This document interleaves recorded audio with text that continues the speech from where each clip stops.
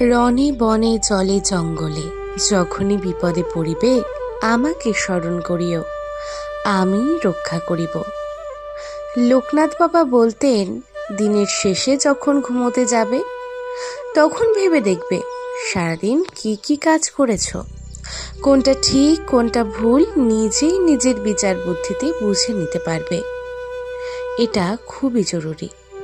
তবে চলুন লোকনাথ বাবার পুজোর আগে কিছু কথা জেনে নিন। তবে বলবো, ভিডিওটি ভালো লাগলে চ্যানেলটিকে সাবস্ক্রাইব করে পাশে থাকবেন। কমেন্টে লিখবেন জয় বাবা লোকনাথ। লোকনাথ বাবা নিজে খুব সাদাসিধে জীবন যাপন করতেন। তার পুজোতেও বেশি আড়ম্বর তিনি পছন্দ করেন না। ভোগের ক্ষেত্রেও অতি অল্পে সন্তুষ্ট তিনি। পোলাও পনির নয়, ভাত ডাল চচ্চড়ি বা খিচুড়ি লাবড়া চাটনি বা সব রকম সবজি সেদ্ধ দিয়ে বাল্যভোগ তার প্রিয় খাবার। রোজের পুজোয় সামান্য মিছরিতেই তুষ্ট তিনি।